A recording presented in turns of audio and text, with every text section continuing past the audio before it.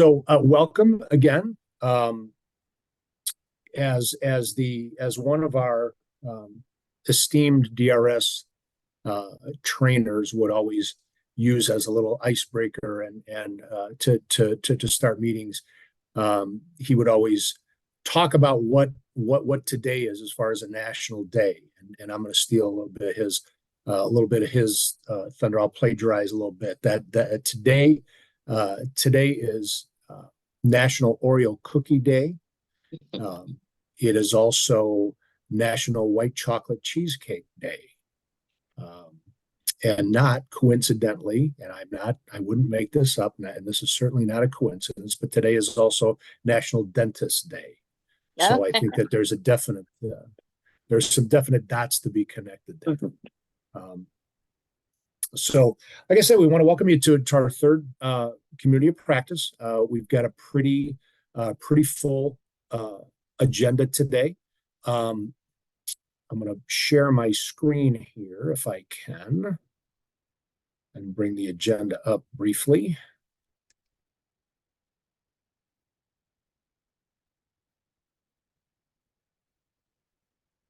Bear with me. Those of you who know me know I am very technologically limited, so hang with me.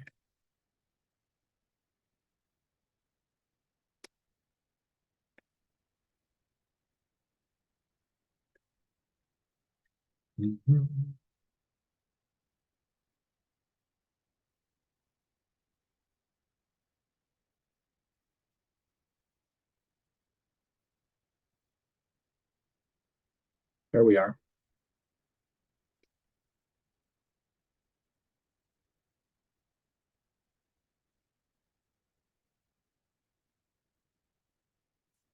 Okay, let's try that again.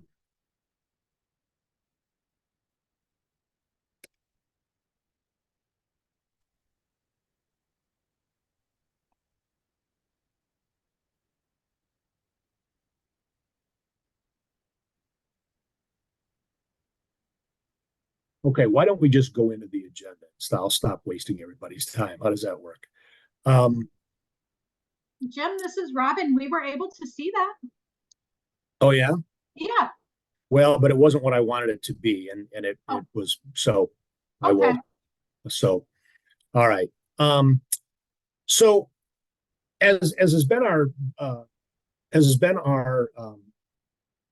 practice over the last just the last community of practice is we want to make this as interactive as possible, but we also want to make a portion of the meeting to be somewhat informative and have a little training piece to it. And the hope is that we're able to build one on top of the other. That each meeting, the prior training builds on the one, or the current training rather builds on the one prior. So last month, Robin did a really good presentation on the DRS referral process and how a case moves from into different statuses, referral, application, certification, etc. So this month, what we decided might be beneficial is to talk about customer selection. And we've got two of our experts from Virginia to give a little presentation on this and kind of discuss a little bit about what is the type of customer that is appropriate for this project, and perhaps what type of customers are not necessarily appropriate for the project. So Dr. Paul Wayman from VCU and Jennifer McDonough from VCU as well have thankfully agreed to give a presentation to you. So without further ado, I will turn this over to Paul and Jennifer. Okay, thank you, Jim. This is Paul Wayman. Let's see, I am about 6'1", white, and probably the oldest person on this whole thread, and it's really nice to see some people who we've met before that were here or that we visited. I'll start off with the simplest part of the selection process, and then turn it over to my good friend and colleague Jennifer McDonough. The selection process is really pretty cut and dried. If you look at the request for proposals, it came from the Rehab Service Administration, which is the group that is over all of the state voc rehab agencies in the country. And they're the ones that are funding this model demonstration project. They made it very clear that the priority for receipt of services, which in Illinois' case would be the 6 programs who have individuals who are in the 14C programs. That would be the first and the primary priority of those individuals. There are some other possible linkages, which Jen can talk about, but I'll just kind of kick it off and say that if you are having any issues at all in questioning who should be in your program, such as waiting on a referral from somebody who's not in your program, or picking up somebody kind of off the street or whatever, that it would be clearly a second or a third priority. That the main group that you should be targeting are the people who are in your 14C programs. And when you wrote your proposal to the University of Illinois, the understanding was that would be the group that you would be working with. And when we visited, those were the people that we actually came to see. Now, we can also get into other situations and discussions about which of those people should go first or second or third, but that's a little different story than just who is the big group. The big group is the 14C people that have been identified. So I'll start there, and then Jen, if you want to, either reinforce that, add to it about high school kids, whatever, fine. And then I may comment back, but I'd like to also be able to leave time for a question or two. Sure. Paul's exactly right. The Rehab Services Administration, their purpose for this competition is to increase the opportunity for the individuals who are currently in 14C sub-minimum wage employment to increase their employment in competitive integrated employment. So really looking at taking the individuals who are currently in your 14Cs and moving them out into competitive integrated employment outside of your buildings. And so when we're looking at who are you serving in this project, and like Paul said, who did you propose to serve? That's the number one place we want to look. Because at the end of this 5 years, the goal of your program and the goal for Illinois and the goal for all of the states who receive this funding is to decrease the numbers of individuals currently in sub-minimum wage employment. So that's decreasing those who are currently in sub-minimum wage employment, not decreasing the numbers that are considering or contemplating, but really those that are currently in sub-minimum. And so, as Paul said, if we're looking at people who aren't currently in your programs and working with those individuals, that's not impacting your existing numbers, and therefore will not, show the numbers as powerfully at the end of the 5-year project. So, Interestingly enough, Jen, the one of our colleagues Dr. Lauren Avalone, who some of you know, because she's visited there and is working with a couple of the sites, was asked to testify on sub-minimum wage and 14C programs last Thursday. And she gave an excellent testimony to Senator Bob Casey and Senator Letterman and Senator Braun. The first two are from Pennsylvania, and Senator Casey is a head of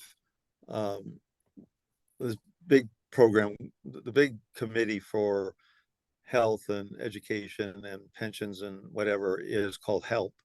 And he has a special interest in sub-minimum wage and 14C. And so she has testimony that is actually available, and we can make that link available to Robin and to Jim today. Okay. And you can read what her testimony was. She had questions from them about specifically the 14C program, and, you know, how well she thought that they could participate in competitive integrated employment and that type of thing. So we're actually have a direct pipeline to the Senate on that whole issue. And Rob is already saying she has it and she'll put it in chat. So I've I already cut you, Jen, I cut you off because I didn't want to forget saying that. Okay, go ahead and finish your thoughts. That's okay. While you were chatting, I went ahead and copied and pasted the link right into the Perfect. chat. So now they have it and we can send it out through email. So that first group is the individuals who are currently sitting in your 14C working and at the minimum wage employment. The second group that we all want to focus on is students who are currently enrolled in schools and are beginning that transition out, and who have IEP stating that sheltered work is a goal at exit or at graduation. So those are the two main groups you want to serve. Now, maybe you've received a referral from the VR agency and it's not for either of those groups. That's okay. You can certainly provide services to them. However, those are not SWTC clients. Those are clients you can serve through your other programs and your other services, but they won't be counted towards your SWTC number. So I think there were numbers around 8 for this first year. Those 8 folks, the main focus of who we're looking for is the individuals who are currently in the 14C or students who are transitioning out that have that sheltered work in their transition plan. Now, come the 5th year, you may have cleared out all of the folks in your 14C. You found them all amazing, competitive, integrated employment positions out in your communities. Then, you know, we might look into those individuals who are being fed in as considering sub-minimum work. But right now you have a whole plethora of people in your 14Cs who are currently at working at some minimum wage employment that we need to really focus on. Yeah, so I think the only closing comment that I would have, because that really is the sum and the substance of what you should be doing. I mean, if you're not following that, then you've kind of gone a little bit awry from what the federal government gave the state money to do. Having said that, I think that there's also an issue when you're looking at customer selection of who within the 14C goes first, second, and third. And this is where, you know, I think your business liaisons, job coaches, and clearly your Virginia contacts. We can do this on on-site visitation, or even follow up on Zoom. But talk a little bit about, you know, if you have 30 or 35 people who are 14C in your program, who are the first 6 or 8 or 10 that you want to onboard? Who are the ones that you want to get intake on? If it was me personally, one of my first goals would be, do they want to work? More than whether or not they talk well or whatever. But what I'd want to know is, do they want to work? The parents or guardians, are they supportive? And so, but this is where you should be kind of riveting your thought process. Predominantly 14C, and then following that, potentially high school, and even in many ways very important in terms of accelerate the speed of getting somebody placed, is how astute have you been at identifying who the initial wave of people would be that you would work with. Okay. And I have to emphasize that some people who look like they're the easiest, they're not really the easiest. Okay. They may actually be, to me, the hardest are people who don't want to work. So that's a huge starting point. If parents and the individuals want to work, and there's a strong desire there, then to me that elevates them right near the top, as opposed to people who are like, well, we're not really sure we want to work, we love it here, blah blah blah. Okay, so I hope that's helpful, Jim. I hope that's kind of what you were looking for, but that's kind of the way we see it. Yeah, absolutely. And hopefully this has been uh, primarily a consistent message through the initial part of this project, because we are in the early stages of this. So we felt like one of the goals of the community of practice is to be bringing forward issues that maybe need clarity, and that all of the 6 agencies see or hear things at the same time, and can have conversations about this. So yeah, I mean, I think that was exactly what we were hoping to hoping to have conversations on. Anything else that either of you want to add to the?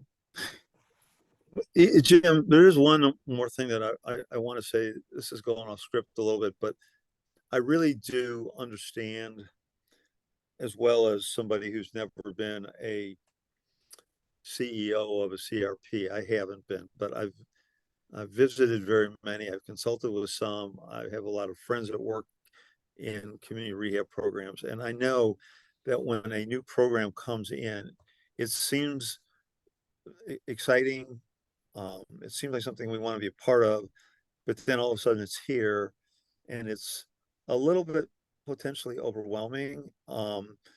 Maybe, maybe it doesn't, maybe there's a little bit more concern about how to actually implement it. And so I would just say that if any of those feelings are going on, I completely understand them. And I think it would really be great to ask for as much help. There's no dumb questions. There's no dumb questions. I said that when, in the winter, when we had visitors here, you guys were here, there's no dumb questions. All right. Everything is, fair game to know what to do and how to go about doing it. Is there anything you wanted to add before we sign off, Jen, on that?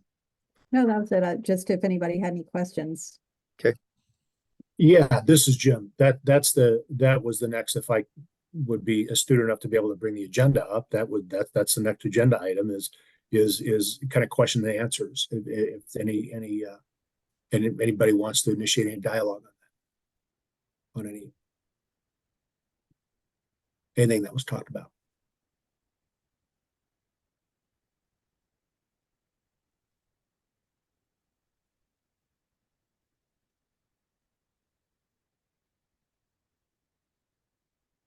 Okay. Oh, we got Aletha has raised her hand. This is Jim. Aletha has raised her hand. Aletha, do you want to put something in the chat, or do you want to unmute yourself? So I know Aletha's a little under the weather, so Aletha, I'll speak for you if you want me to. She had asked, she said that she really appreciated the clarity that we provided, and that the primary individuals that we're to focus on, oh, she was just saying yes. Okay. That the primary individuals that we are to be focused on in terms of appropriate SWITC customers, first and foremost, are those currently in the agency 14C programs. Second would be high school youth with sheltered work on their IEPs post-graduation.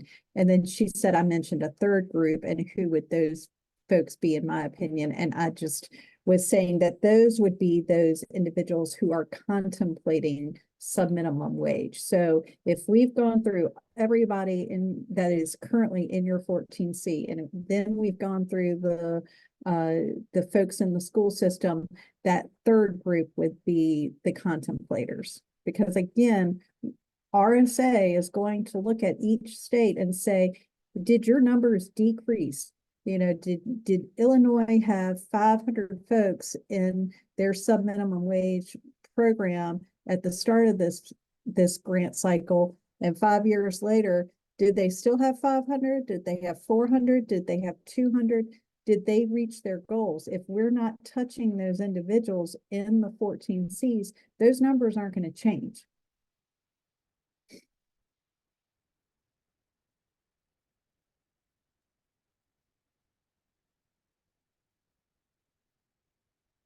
And if this is Jim, if I can just provide a little bit of clarity on, and I don't want to dance on words here, but I think when we talk about who we're going to work with, obviously those that are working in the 14C environment, but then equally as important are those deflected, that those that we're working in the high schools, and I know that that's an area within the project that we have, and this is on my end, on the project managers end, and not the agency's end, but is to start working with agencies to develop relationships in the schools, to work with those, because those are, I mean, when we talk about an underserved population, those young people who have supported employment as the potential goal, and historically have had sheltered work as their goal, those are equally as underserved. So those are the folks that we want to be touching and exposing to employment, so that when they do exit high school, the default is to work in the community and not sheltered work. So, can I ask a quick question? Or maybe it's not quick, but I have a question. Of course. Is this Kathy? This is, yeah. So what about people who, so since I started working with the project in mid-September, we have a few people who did get jobs in the community, but they're also attending the workshop. So they're doing both. How does that play into all this? Are they working in the workshop, or are they Yes. attending day? Yes. No, they're working in the workshop and in the community. I will defer that to Jim and Robin and Dave to answer. So this is Robin, and I would say if they're currently earning sub-minimum wage within your workshop, then that would be a target person to transition out of that sub-minimum wage work. Are you also saying that they also have a regular paid employment, competitive employment? Yeah, so they're the three people that we've placed since SWITC started, they're working in competitive integrated employment, but they also are still earning, they're still working here at the workshop. Now, I don't know, I'd have to get an update on exactly how much they're earning, but I'm pretty sure most of them are earning sub-minimum wage. I'm sorry, one out of the three is not. She's only supported employment in the community, but 2 out of the 3 are. And then I know several other people who we have who are in our program and open with DRS we're actively looking for competitive integrated employment with them, but they're also considering continuing to attend the workshop. And what would As be, what would well. this is Jim, what Mhm. would be their motivation for continuing to go to work in both? I would say a combination of things, but probably mostly so they can attend activities, stay connected with people here. Probably that is I would say is the biggest motivation. And, ironically, Jim, I don't think there's a line in that RFP that reflects the question that Kathy asked, which goes to show you can write an RFP that wouldn't necessarily cover every single situation that would come up. Now, maybe I missed that line, but No, this is Jim. No, I would say that that's correct. I think the goal of the project, like we've said, is to and how long has these individuals been working? I mean, in the community,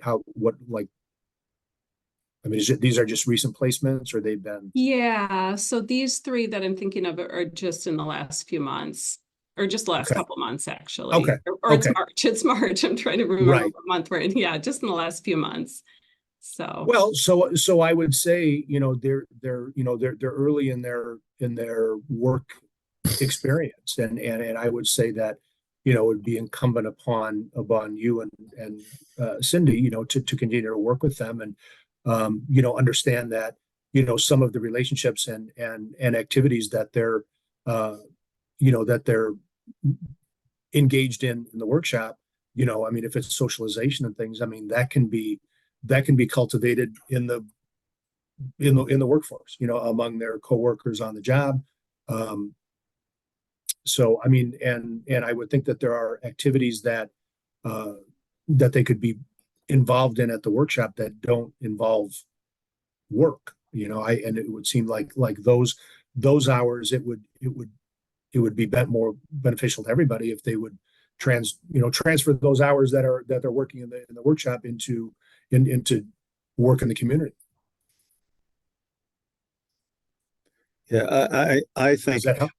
I think that this is early in the process, and you're dealing with people who may have been in the 14C program from 10 to 20 years. And so to just snap them out of there and abruptly have them not communicate at all with people that were their friends, I don't see the benefit in doing that. I mean, I think what we've seen consistently in the past when people have been transferred out of workshops, whether it's sub-minimum or otherwise, ultimately competitive work takes over as a greater interest because it is seen by most clients as more real. There's more money, of course, coming in. Okay. As they get more hours of work, there's possibilities for advancement. But, we've learned to just try and abort the friendships that they've made for things that they may do at, particularly later in the afternoon or on weekends or in the evenings. There's no upside gain to trying to destroy that or put that down. So, I think the main suggestion that I would make is, first of all, I would say congratulations on making those placements. Every placement is to be valued because they're not easy to do. I would push and promote more hours of work if you possibly can in the community, because as you do that, the benefits of real work for real pay, they tend to take over time. But I mean, I don't know how long these people have been there, but my guess is a long time. Okay. And so, you're asking for a pretty sharp shift. Hey, we're just going to take you out and now you're going here. and you're never going to see any of those people you saw before. So And I I would get that. add, Paul, that, you know, like you said, we're pretty new into this, and Kathy, your folks are pretty new into their jobs. And so as they get more involved in their community and get more involved in life outside of what they know in the 14C, you might see that they wanted to be there a lot at the beginning, but they may drift away naturally, you know, so I wouldn't beat yourself up for that at all. I think y'all have done a great job, and congratulations. So Listen, the people who you place, they're going to be ambassadors, I'm hoping, and come back and talk about, you know, their job in the community and talk a little bit about the money they're making, you know. So I like that. And I think it's great that we got that question. I mean, he just had, you know, I really hadn't thought about that, you know, when we're developing the grant and everything. And it's a great question. And I would actually think there's more people make placements, that there'll be more situations like that potentially arising. Thank you. Thank you. And this is Robin. So I just have something to add. You know, as you guys are getting these types of situations, I want you to be thinking forward about what will you do to replace that sub-minimum wage work? What are you going to do eventually? Like if you're going to phase out your 14C certificate, how are you going to replace those sub-minimum wage work hours within your program? And how are you going to facilitate your participants in still engaging in those meaningful relationships that they so look forward to when they come to your workshop? So be thinking about, you know, longer term, what you plan to do to replace those hours for everybody at some point. So that's all I have to say about that.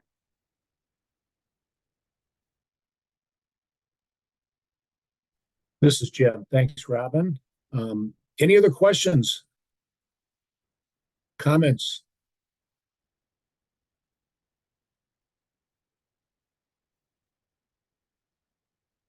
All right. Paul and Jennifer, thank you so much.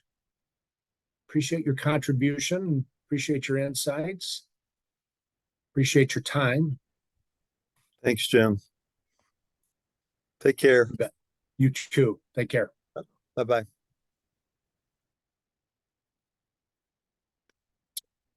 All right.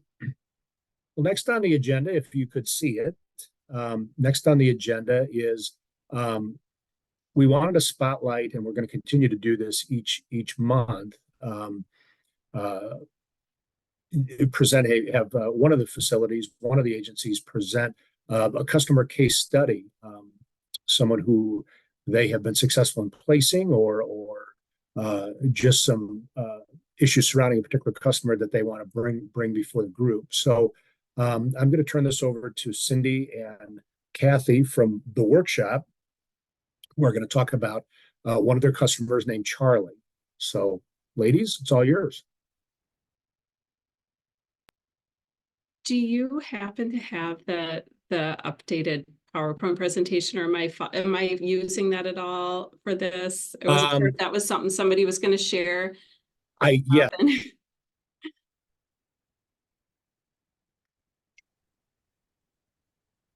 I have it. Is someone else going to share?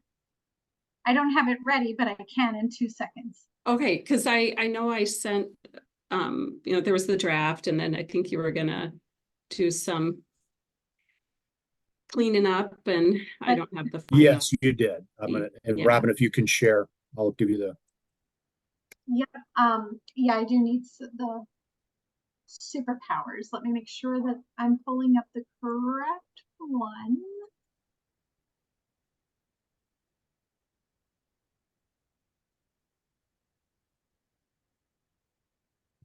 Oh, my computer is slow. And would you like us just to follow, just to kind of go through the PowerPoint, and then if anybody has any questions along the way? Yeah. Does that I sound think good? so. Okay. Yeah. Okay. Yeah. Just tell the story. Okay, give me a second here. Make sure I'm sharing the correct screen.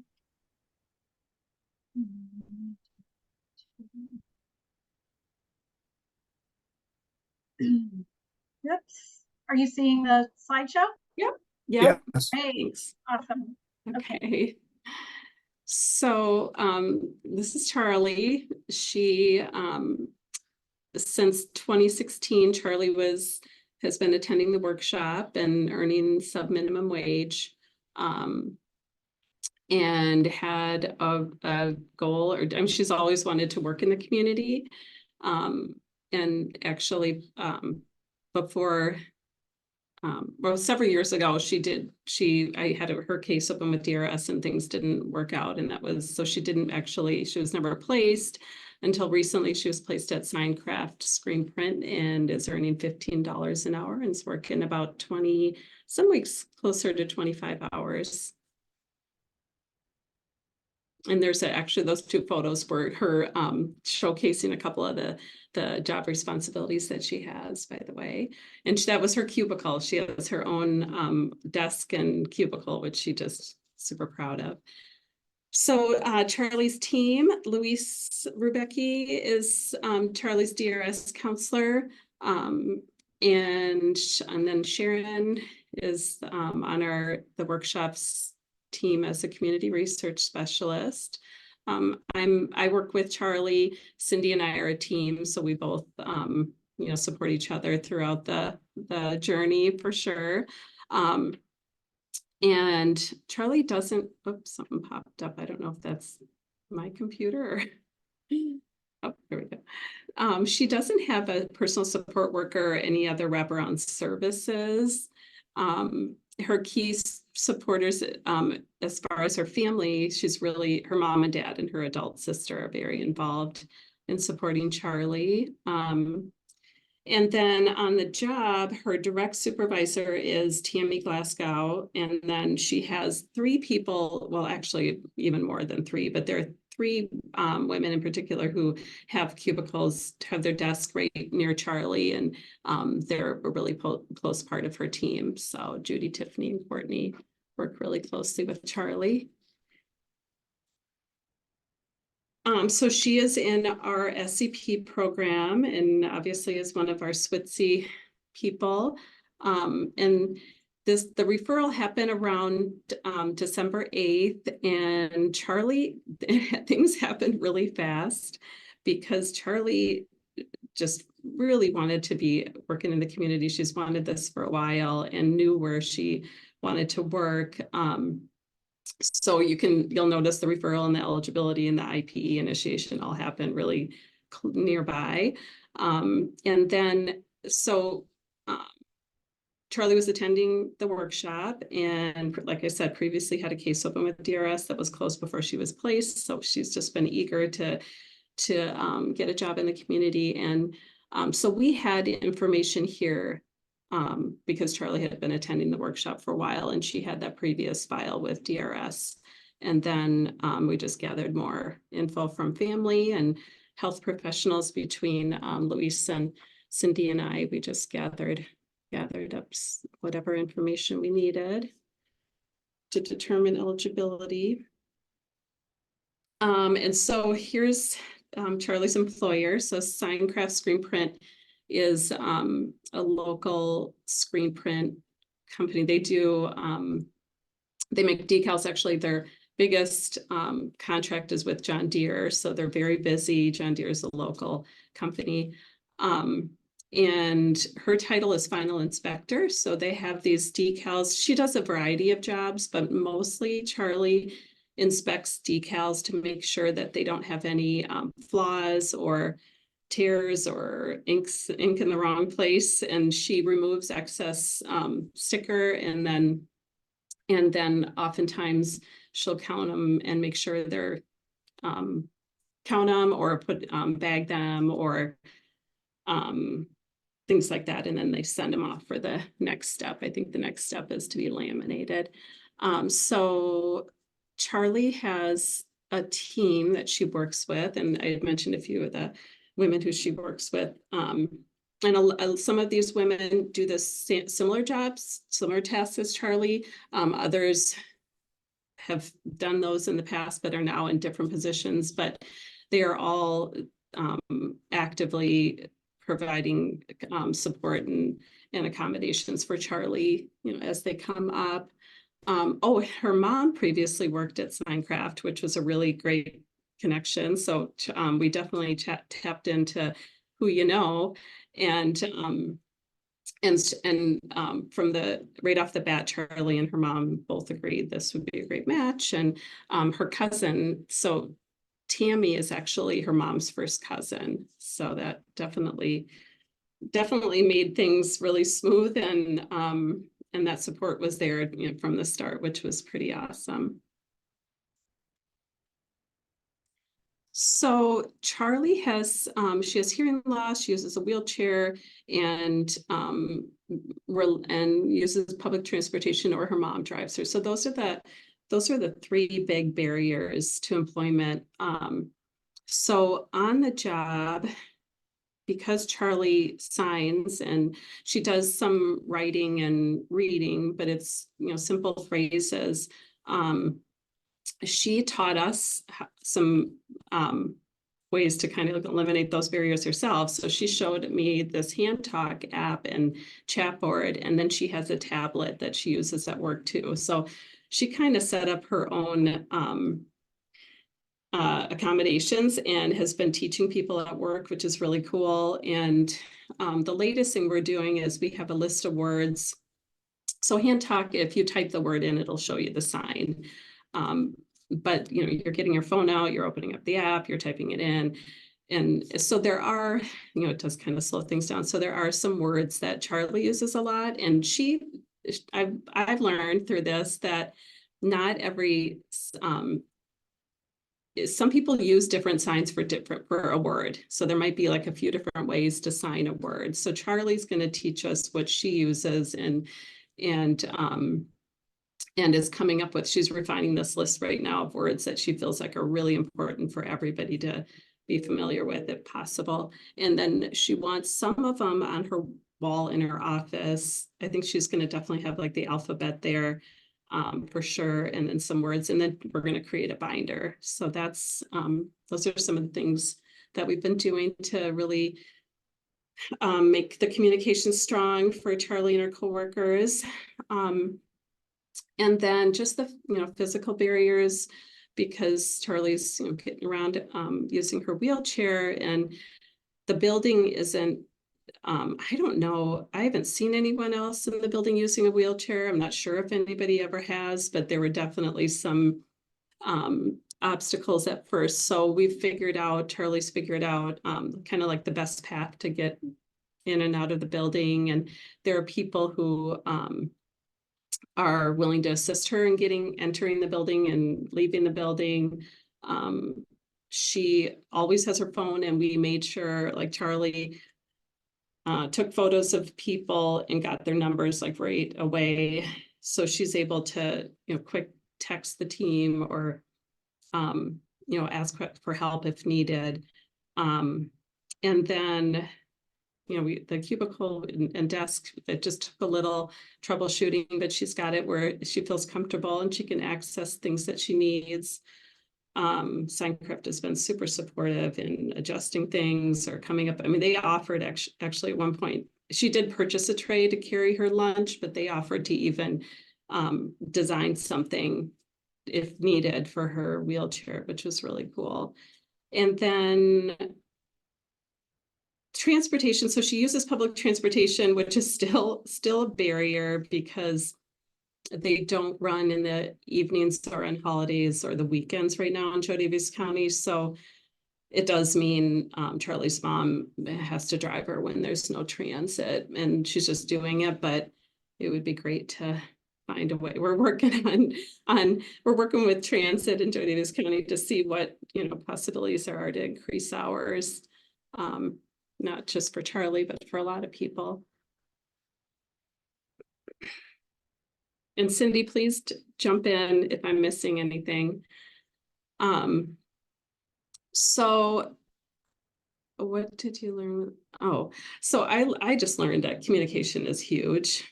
I think there were some things that I wish I had done before Charlie had started, but we're working through it as we go along. But I really learned how important that is to communicate regularly with Charlie's family and her supervisor, and really especially her team at work, the coworkers who are working closely with Charlie, because her supervisor is in a completely different area of the building, and it's a big building, and it's not easy to get from. I get lost in that building. Charlie, I always follow Charlie. She knows where she's going. I still get lost once in a while, but I just learned it's so important to have that strong communication. Work, remember that we're all on this team, and it just has had the impact that I've seen it has had on Charlie's coworkers and people at Suncraft. Has just been pretty cool to watch. And I don't know, I've just seen people just, I don't know, it seems more positive. I don't know if maybe it always has been positive. It's probably been a great place to work, but people just seem super happy, and Charlie just puts a smile on everybody's face, and they love working with her. So that's been really awesome. What would I do differently? Oh yeah, just the communication. I think I could have maybe done a better job just being proactive with communication before her first day. And then just giving her time maybe to get to know her coworkers prior to the start date, I think would have been better for Charlie. But she's really, really tight with her team at Suncraft now. So and then just strategies going forward. Just a lot of informal check-ins with Charlie and her supervisor and her team, her coworkers who are right around where her desk is. And then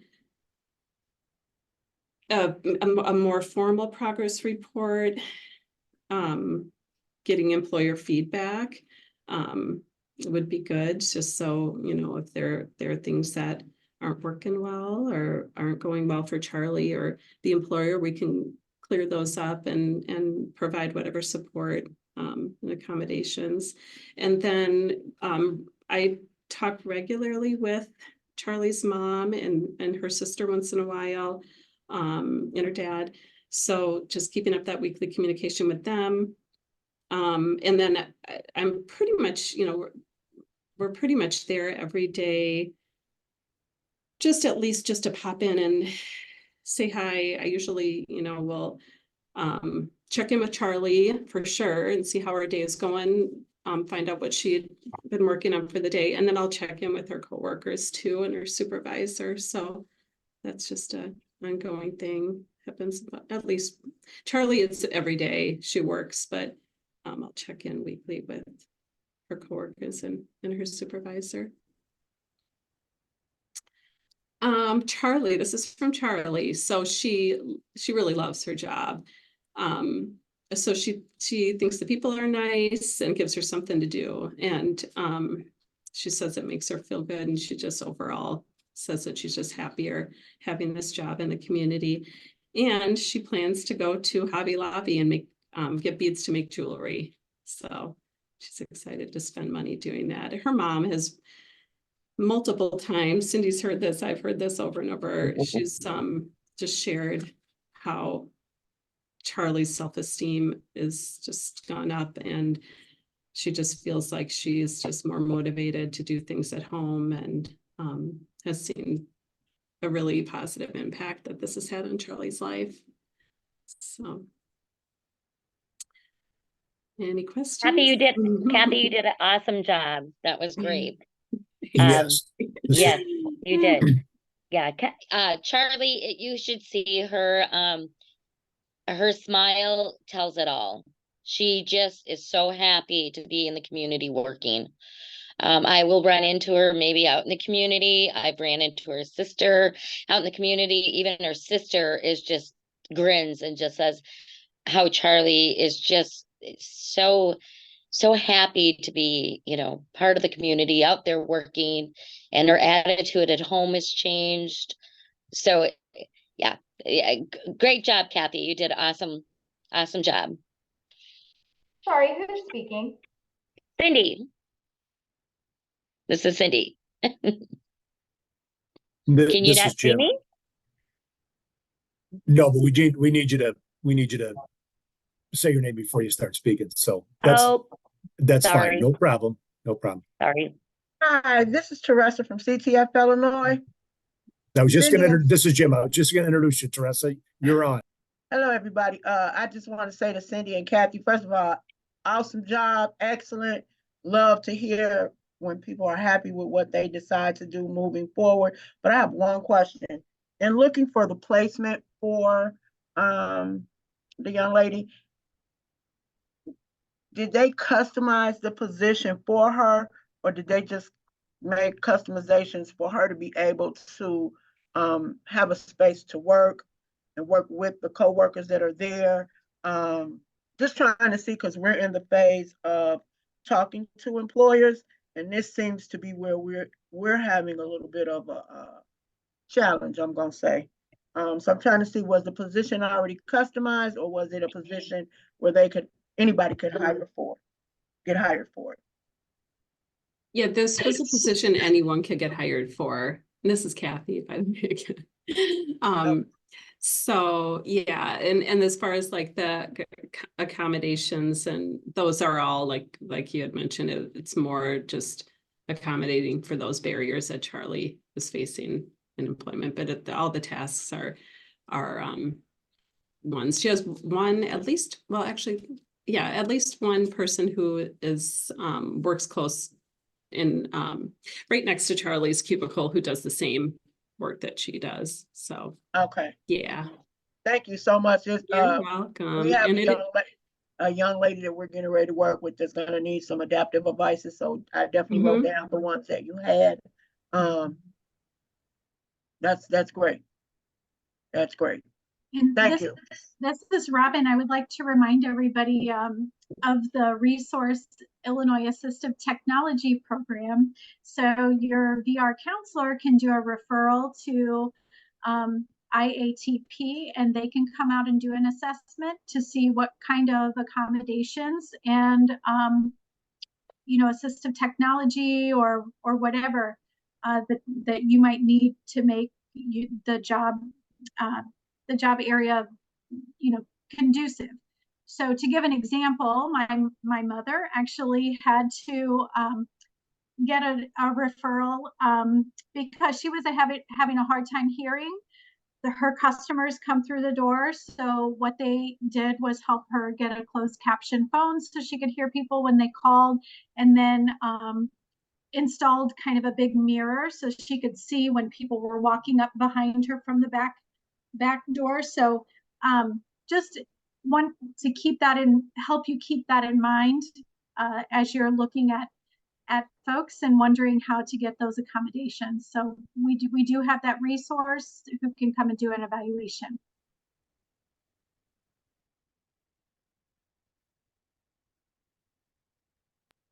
This is Jim. I'm trying to, Sabrina and Corey, I'm trying to switch the spotlight. So give me 1 second here. Nope. I think you're good. I think you're good.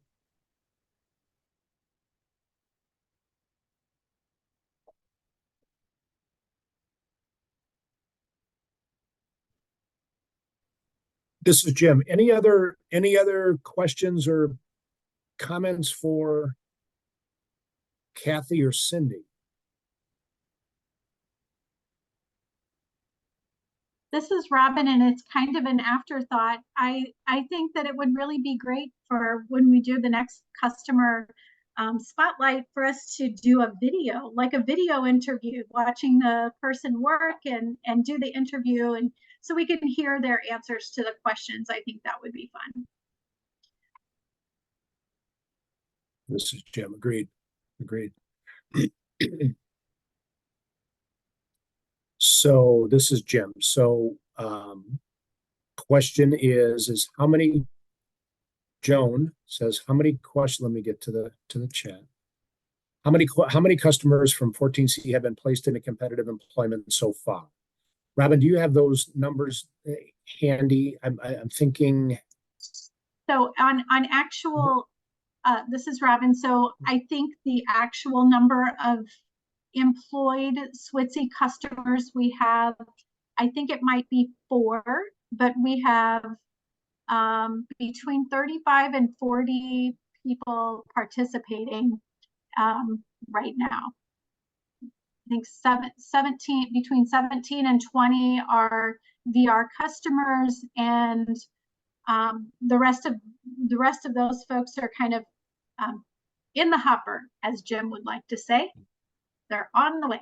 By the end of fiscal year 24, Joan, the goal is for each agency to have 8 VR customers engaged in the process. So we are well on our way. We are probably have surpassed. Yeah, this is Jim. And when we say 8, Joan, that doesn't necessarily, that we're not referring to 8 competitive closures. We're each agency, the goal is for 8 folks to be engaged in the project in some way, shape, or form. Some placed, some in the discovery stage, some at various stages, but engaging 8 per agency.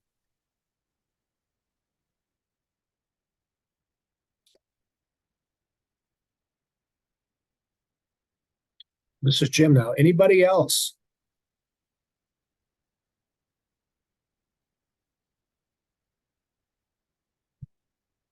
Well, Kathy and Cindy, thanks so much for your presentation. That was terrific. Kind of outlines and highlights exactly what this project is supposed to be about. So, and I know we're going to have more of these as the community of practices roll out. These are also and other successes. Just a reminder that are on the SWTC Illinois website. Janelle Hieronymus, who's on this call as well, is continually updating and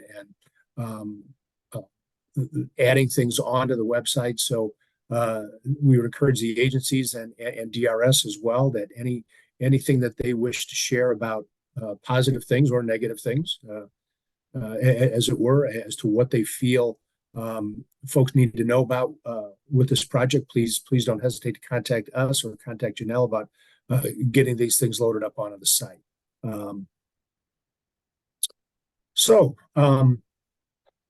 At this point, the agenda, the next item on the agenda is just some open discussion.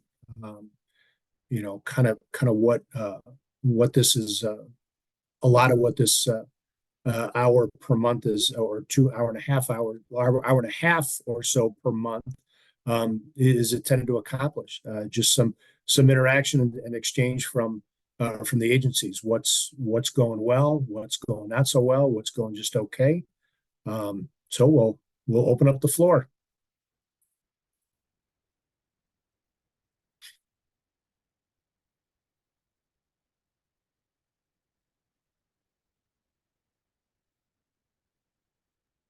Remember, this is an opportunity for you all to be actively you have our undivided attention. This is a time for you guys to learn from each other.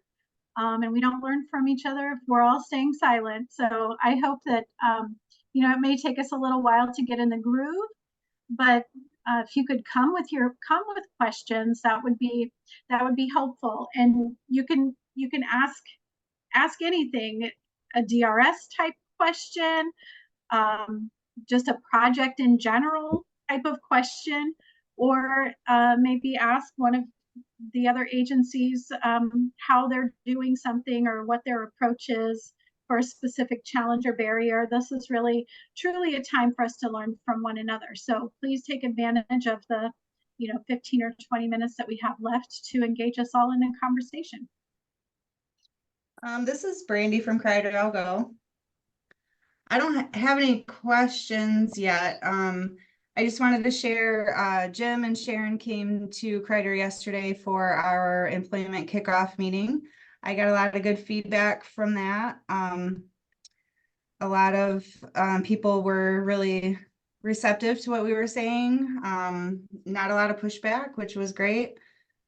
Got some ideas that came to me after the fact, so that was great.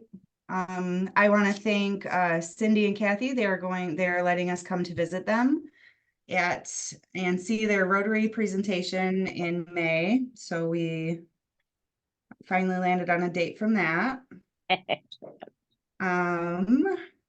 But yeah, I think everything's going pretty well right now. We got Pablo got us into our local campground, Woodhaven, they're hiring a lot of different positions for part-time right now. So Tina and I are gonna go check that out tomorrow. We toured our IDOT here in town today. We got a couple other connections in town we're working on. Tina, I believe, just got a situational assessment set up for KSB. Not sure what day that's on, but that's pretty exciting because we haven't been able to get into the hospital yet. Yeah, so I feel like things are going in the right direction. Yeah, this is Jim, and thanks, Brandy. We did, and we were really impressed with the presentation that you guys put on to your staff, and kind of outlining what you're doing with your employment program, and SWTC, was obviously a big part of that. So we were very impressed, and I think it was very enthusiastically received, seemingly just by the by the number of questions and comments and such from the attendees. So nice work there, and yeah, you guys have really you've been you're pursuing some of the right things that we're getting out in the community and working with businesses, and like you had recited, doing some situational assessments and stuff. You guys are doing good work. Good work. Thanks for sharing. Thank you. This is Nikki from AID. I'm sorry. Hey, Nikki. I just sent you guys an email. We're having a career expo at the end of the month on the 26th. I sent you the flyer if any of you guys wanted to join, or if you knew any employers that you wanted to invite as well. And I also sent you one for your clients if you wanted your clients to maybe join. I know the Aurora area might be far for all of you, but I wanted to be equal and invite all of you guys. So there's a link there that you guys can just register if you are interested or not. And I do have one question. I don't know how the rest of you guys feel about this, but I wanted to have like an open dialogue to see.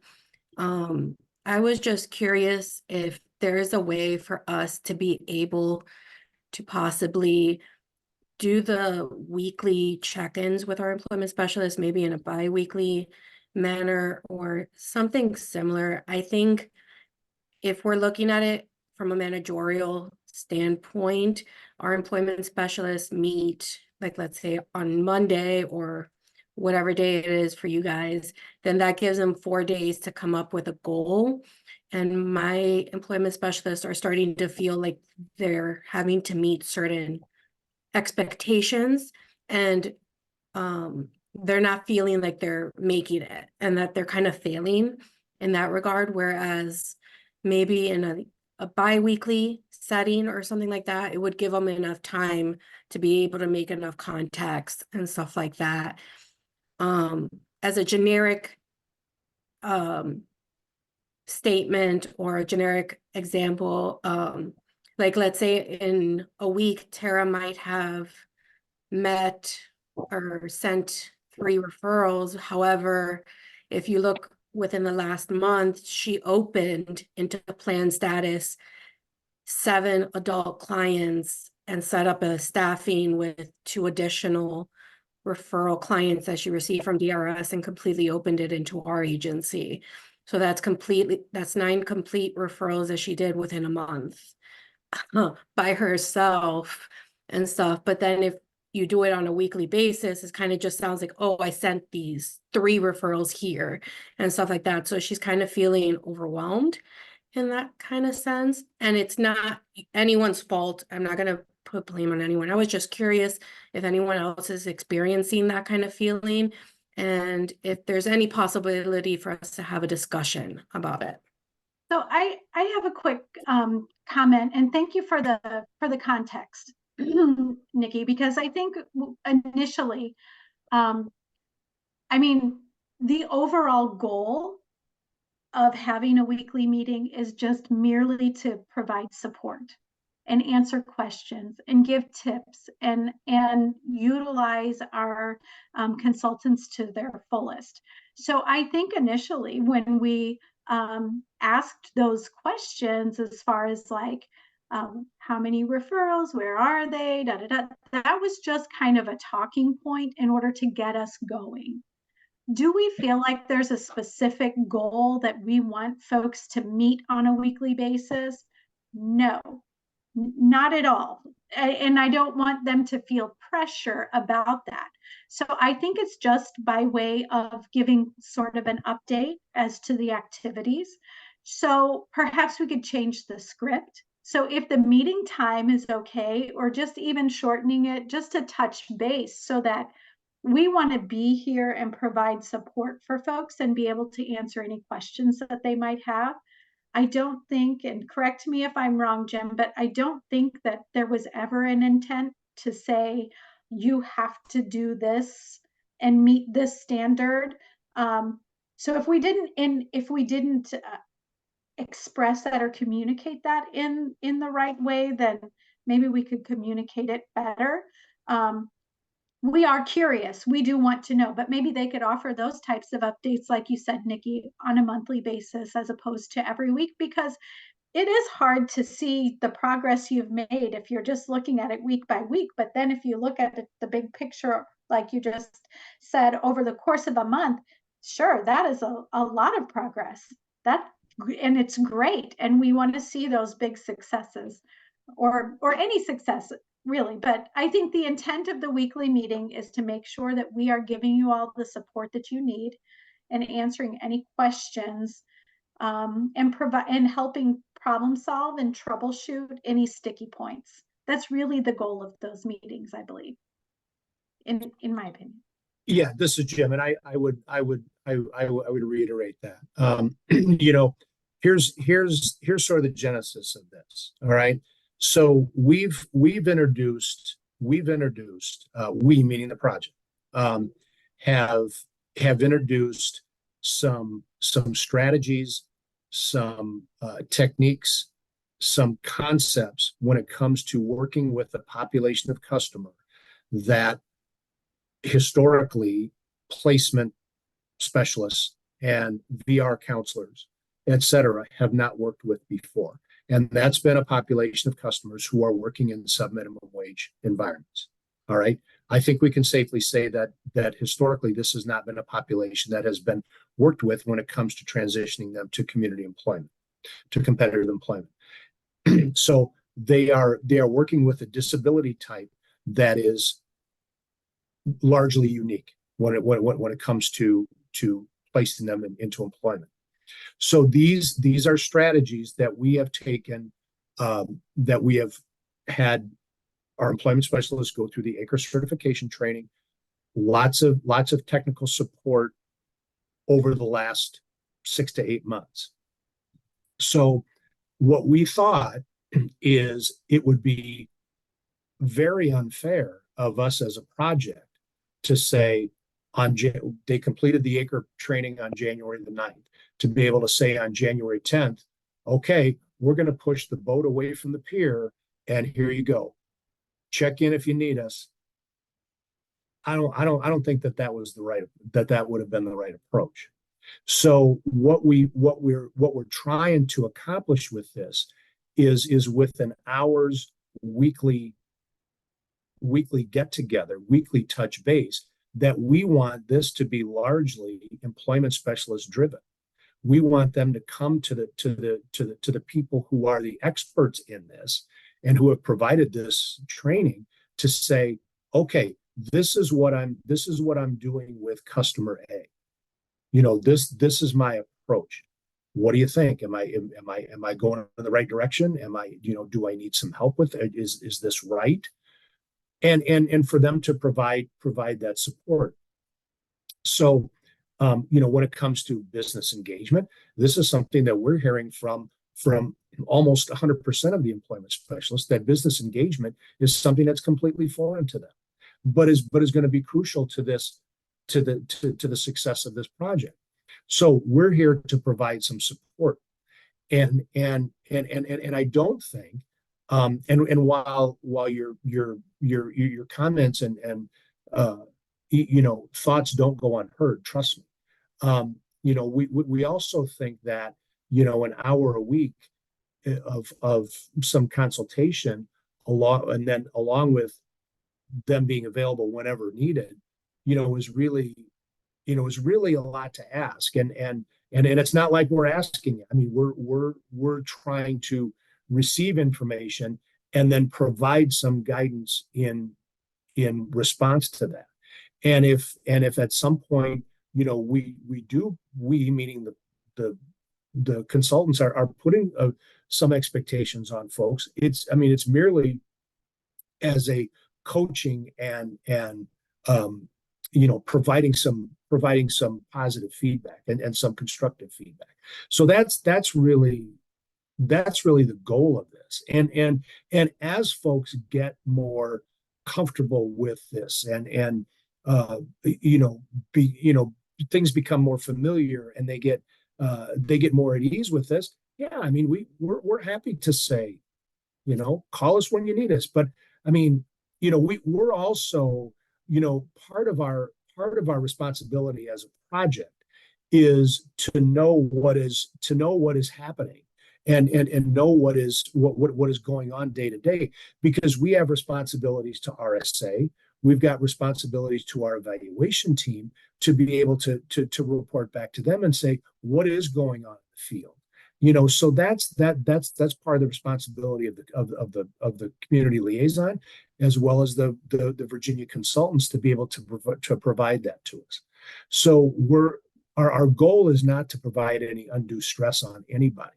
On the contrary, it's intended to be helpful and to be of assistance. So that's sort of my spiel. And just a final thought on that is that, as you start a new project, you want to make sure, I would much rather us give too much support than not enough. So I think that was really, because we really is our intention, is to make sure we're providing a good level of support. So I hope that's helpful. But certainly, if you all, we are going to be talking about this topic at the executive committee meeting at the end of the month to have a conversation about this and how we can best support without being over intrusive, but also still being able to meet our requirements on our end. And there's going to be a balance. And as we get more customers rolling in this, at some point, you might have like 20 customers that you're working with. So while we may not be talking about every customer every time, we might be talking about the first 5, the first week of the month, and the next 5, the next week of the month, and so on. Right now, it probably seems like overkill because we only have a few customers that we're working with at once. But as we kind of keep going, it's going to grow, and there's probably going to be a different question about a different customer every week. So we just want to be available. We want to be available. And this is Jim, and I need to jump off and go to another meeting here. I apologize. I got one at 3:15. So and Nikki, don't think we will talk individually as well. That this isn't. I'm not answering your question just here, but and I know you had some other questions. So we'll be talking individually too. So, all right. Thanks all. Hey, everybody, this is Kyle. I just wanted to jump in. And yeah, I just want to, Robin, thank you for your input. I think that reframing those meetings is definitely possible, you know, working with the employment specialists to figure out how best we can support them and, you know, the format of that meeting. And yeah, I just want to confirm what Jim said, that Nikki, Tara, this is a conversation that's going to be ongoing. We will chat about it. We will make sure that you feel supported in those meetings and not like, you know, we're just having a bunch of expectations for you. We want you to feel like, you know, it's an open place where you can feel kind of vent and comforted by our support. So we'll continue the conversation.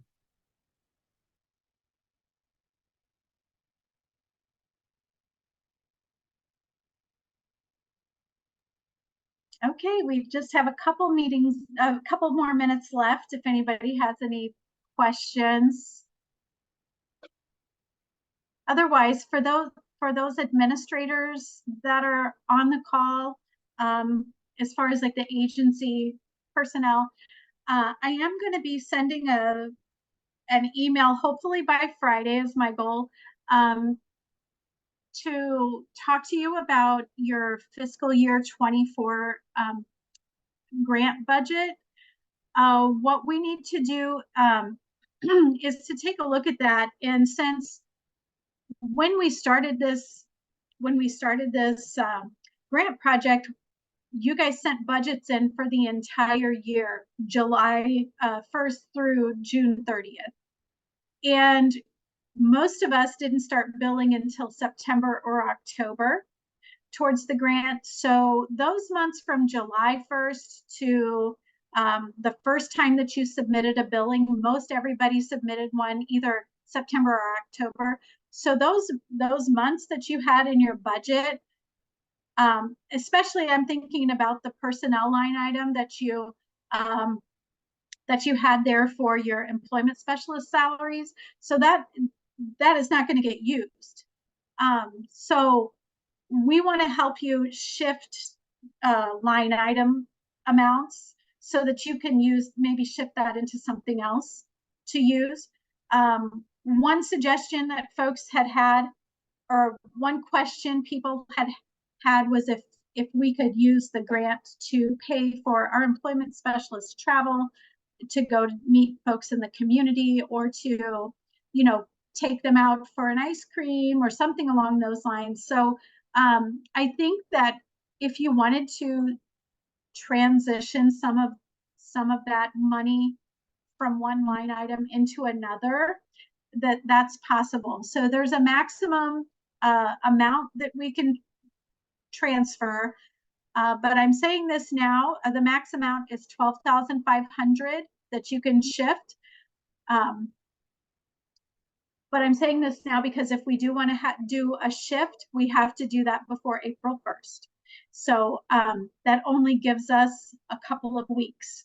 So if you're interested in examining that, let me know. I'm also going to send an email with just kind of a little more concise summary about that, hopefully by Friday.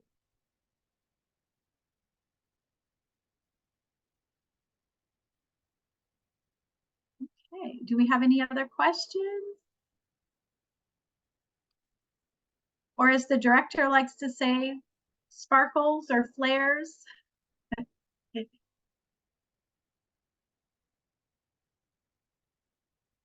Okay, I'll plan to stay on here for the next few minutes if somebody wanted to ask a question not in front of the group, but otherwise, thank you all for joining us today, and we'll see you next time.